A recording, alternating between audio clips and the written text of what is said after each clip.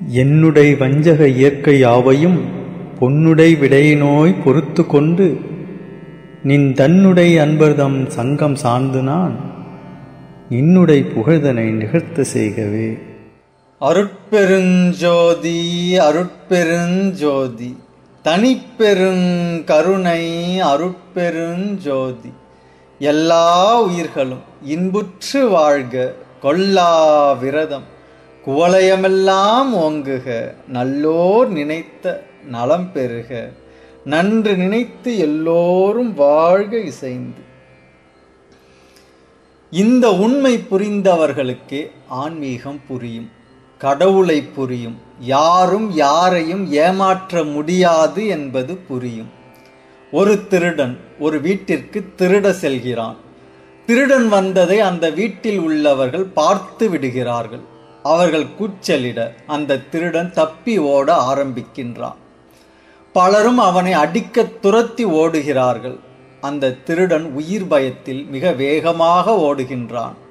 அவனுக்கு நாக்கு வறண்டு போய் விடுகின்றது. இவர்களிடம் மாட்டிக்கொண்டால் நம்மை அடித்தே கொன்று விடுவார்கள், அதற்கு ஓடியே சாகலாம் என்று மூச்சை பிடித்து வேகமாக ஓடி தப்பித்து விட்டான்.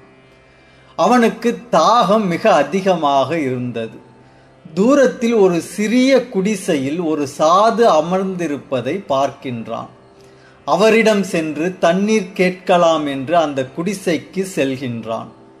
அவன் தண்ணீர் கேட்கும் முன்பே அந்த சாது அவனுக்கு தண்ணீர் கொடுத்து நிம்மதியாக உட்கார்ந்து குடி என்று தயவோடு கூறுகின்றார். அவன் அந்த தண்ணீரை குடித்த பிறகே அவனுக்கு உயிர் வந்தது போல் இருந்தது. அந்த சாது அந்த திருடனிடம், ஏன்பா இப்படி திருட்டு தொழில் செய்து துன்பப்படுகின்றாய், வேறு நல்ல தொழில் செய்து நிம்மதியாக வாழலாமே என்று கேட்டார். அதற்கு அந்த திருடன், இது கடவுளின் நீதி என்றான். நீ செய்கிற தப்புக்கு கடவுளை ஏன் குறை சொல்கின்றாய் என்றார் அந்த சாது. இது என் தப்பு இல்லை, கடவுளின் தப்புதான். என் தாத்தா இந்த ஊரிலேயே மிகப்பெரிய பணக்காரர். ஆனால் ஒரு வஞ்சகன் என் தாத்தாவை ஏமாற்றி அவர் சொத்துக்கள் அனைத்தையும் அபகரித்து அவரை நடுத்தெருவில் நிறுத்திவிட்டான். என் தாத்தா மிக வறுமையில் வைத்திய செலவுக்கே காசில்லாமல் இறந்தார். ஆனால் எங்க தாத்தாவை ஏமாற்றியவன் ஏகபோகமாக வாழ்ந்து இறந்தான். இன்று அவனுடைய மகனும் பேரனும் அந்த சொத்துக்களை அனுபவித்து சந்தோஷமாக வாழ்கிறார்கள். ஆனால் என் தந்தையும் நானும் வறுமையில் வாடுகிறோம். இதுதான் கடவுளின் நியதி. ஏமாற்றியவன் வாழ்கிறான், ஏமாந்தவன் தினம் தினம் சாகிறான் என்றான் அந்த திருடன். அந்த சாது சிரித்தார். அந்த திருடனுக்கு கோபம் வந்துவிட்டது. ஏன் சிரிக்கிறீர்கள், எனக்கு இப்படி ஒரு விதியை கொடுத்தது கடவுளின் தவறுதானே என்று மிக கோபமாக மீண்டும் கேட்டான் அந்த திருடன். அந்த சாது மீண்டும் சிரித்துவிட்டு, உண்மை தெரிந்தால் நீ இப்படி பேச மாட்டாய் என்றார். என்ன உண்மை சொல்லுங்கள் என்றான் திருடன். உன் தாத்தாவை ஏமாற்றி ஏகபோகமாக வாழ்ந்து இறந்தானே ஒருவன், அவன்தான் நீ. உன் தாத்தா தான் அந்த வீட்டில் பேரனாய் பிறந்து அந்த சொத்துக்களை அனுபவித்துக் கொண்டிருக்கின்றார் என்றார் அந்த சாது.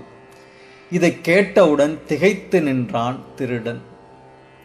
ஏமாற்றிய நீ ஏமாந்தவனுக்கே பேரனாய் பிறந்து வறுமையை அனுபவிக்கின்றாய்.